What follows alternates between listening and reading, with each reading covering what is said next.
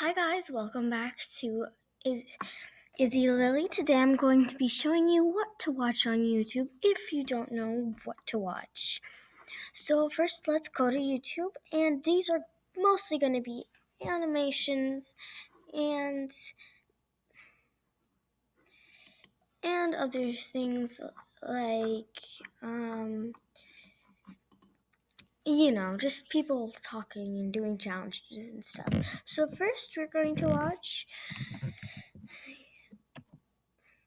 The Odd One Is Out. Oh, sorry. The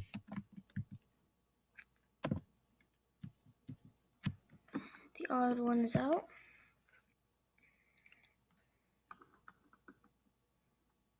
And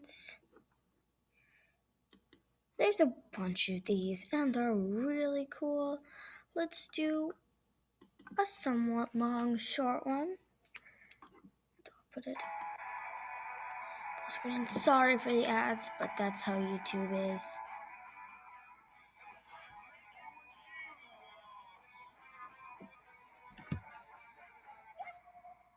Sorry for the ads. Let's pretend you get on a bus and it's super crowded. The only spot that's open is between two strangers. So you sit down between two people you never met and everyone is fine. Everyone's keeping to themselves, no one's making eye contact, it's perfect. Sure, your shoulders are touching, but that's just what happens. That's part of the bus going experience, you poor person. But then at the very next stop, aisle seat guy gets off. So now you and window seat guy are sitting right next to each other. But since you're in the middle, you have to be the one to decide, do you move or not? I honestly don't know what the right thing to do in that situation is. I'm conflicted. Because if you move, it would be silently telling the other person, hey, you're disgusting. I can't stand having our shoulders touch any longer, and I'm glad to finally get away from you. Ugh. But on the other hand, if I was the window seat guy, I would want the middle seat guy to become the new aisle seat guy. I wouldn't see moving as rude. I would just want his gross, disgusting body as far away from me as possible.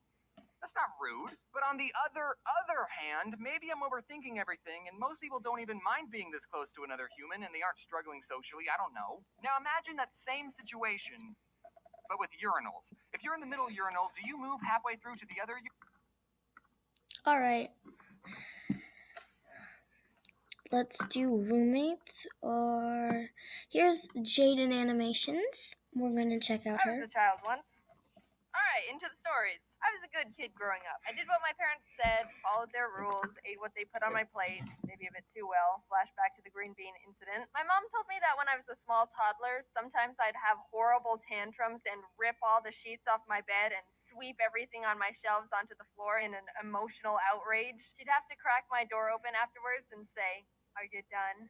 so she could help me put everything back. If I wasn't, she'd lock me in my room for a bit longer as I continued being an indignant little tornado and try again in 10 minutes. I've grown out of that phase, luckily. I'm so conditioned to want to follow the rules and not do anything bad that people on multiple occasions have told me, "Jaden, you're so good all the time. You've got to be rebellious every once in a while." And I say, no.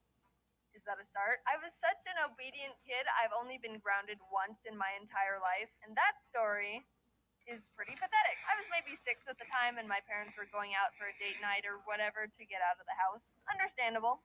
Jax was a pretty exhausting kid to deal with, so they left us with a babysitter. Now, as a kid, having a babysitter is emotionally conflicting. On one hand, you don't want this rando middle school kid to be telling you what to do. Go to bed.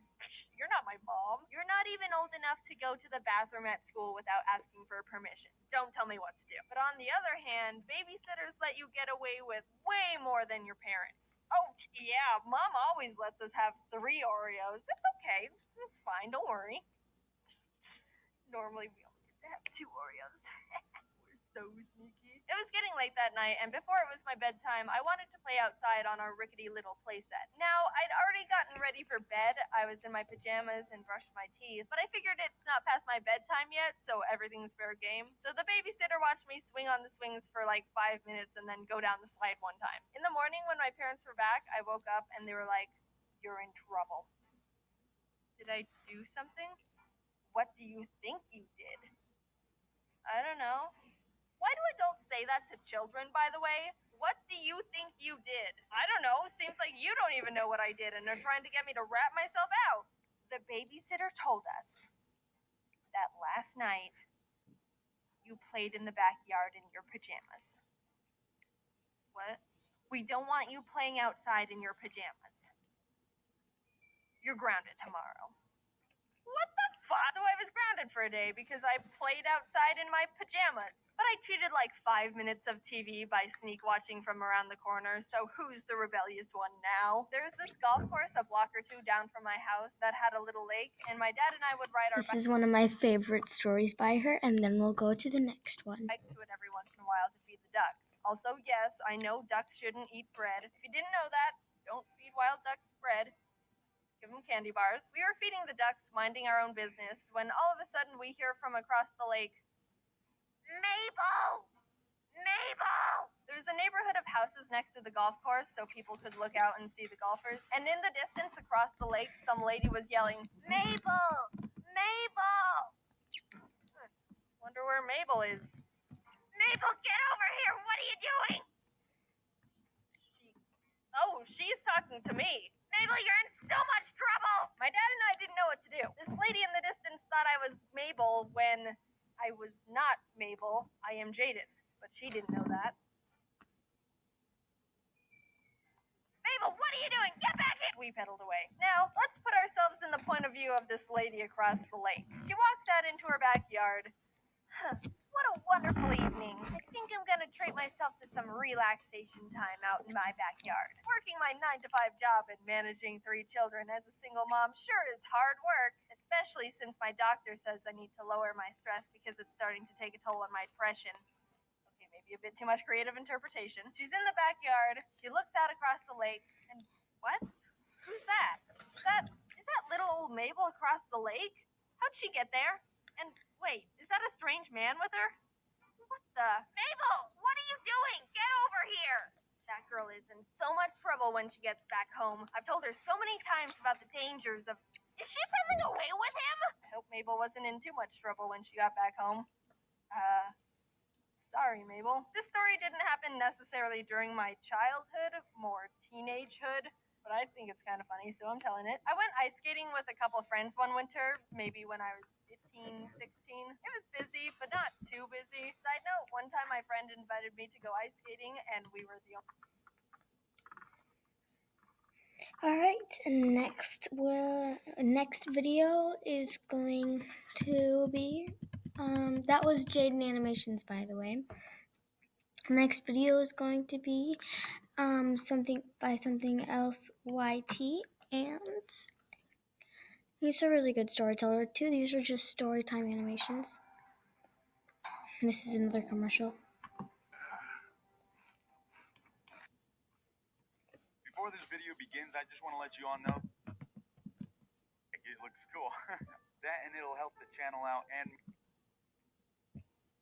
with that demonetization, including a poster and some stickers, to my for the first time the other day. Oh, dude, that's a lot. That smells horrible. Yeah. I'm